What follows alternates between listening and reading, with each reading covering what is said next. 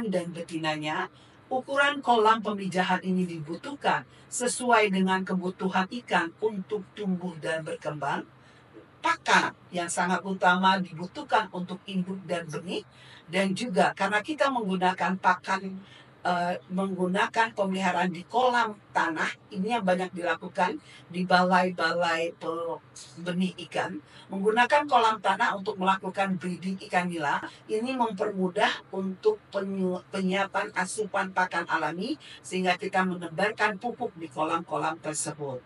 Nah, Bapak dan Ibu pemirsa Gus Rina Channel, silahkan jika Bapak dan Ibu ingin melakukan proses pemijahan ikan nila dengan membeli induk dari tempat induk yang sudah memiliki lisensi, di mana satu paket induk ikan nila itu biasa dijual dalam 100 ekor ikan jantan dan 300 induk ikan betina.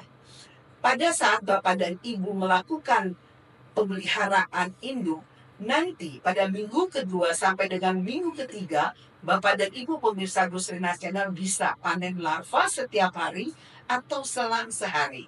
Kemudian dilakukan proses pemeliharaan, Bapak dan Ibu nanti mau akan menjual larva atau mau menjual benih, ini disesuaikan dengan kebutuhan customer yang akan melakukan proses pembelian benih-benih yang Bapak Ibu lakukan.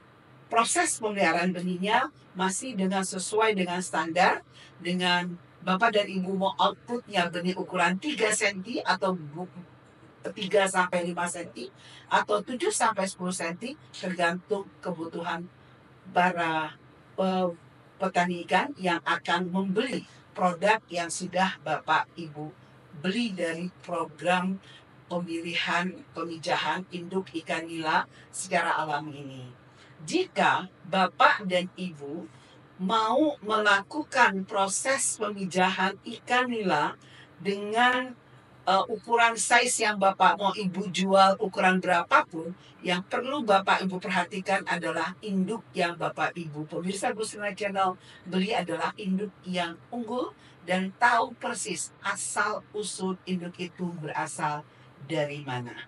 Saat ini berkembang di masyarakat memang karena keterbatasan benih yang berkualitas, sehingga saat ini banyak masih berbagai macam platform melakukan pemeliharaan benih ikan nila kekar yang sangat ada dampak terhadap lama waktu pemeliharaan budidayanya.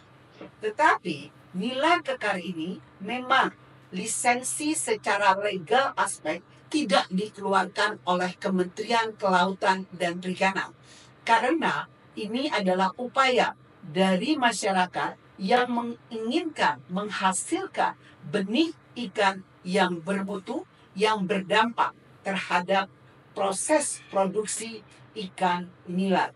Ikan nila, seperti saya katakan pada awal tadi, merupakan salah satu komoditas yang benar-benar sangat harga relatif murah, segmen pasar sangat terbuka, baik dari ukuran benih sampai menjadi ukuran konsumsi.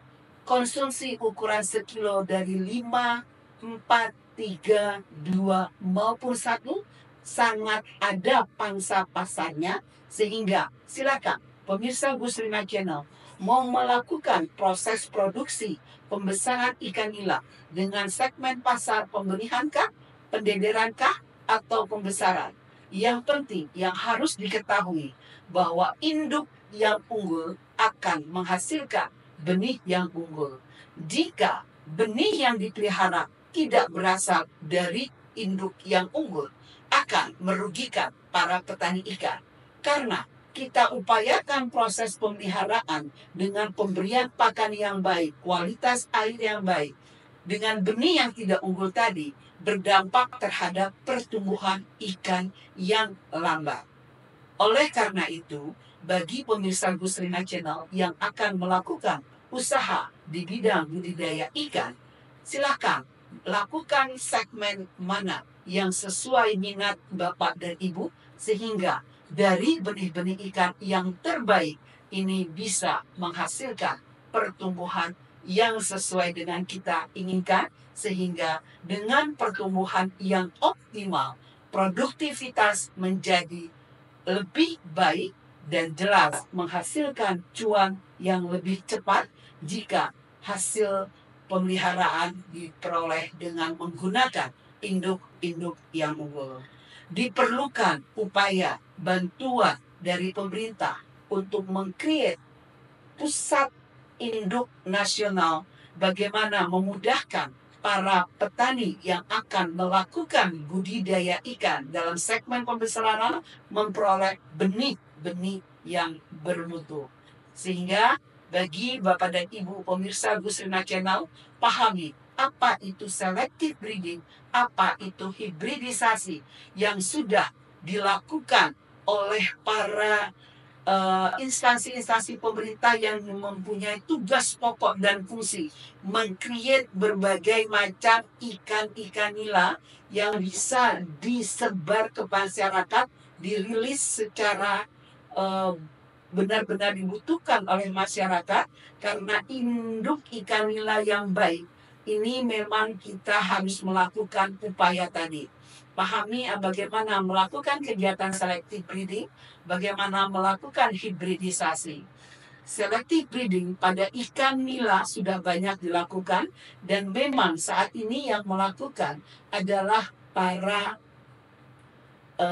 instansi pemerintah yang dinotabene saat ini kontinuitas produksinya karena berbasis pemerintah, kadang-kadang keberlanjutan untuk kontinuitas ini masih belum mumpuni untuk memenuhi kebutuhan petani yang akan melakukan budidaya ikan nila secara intensif.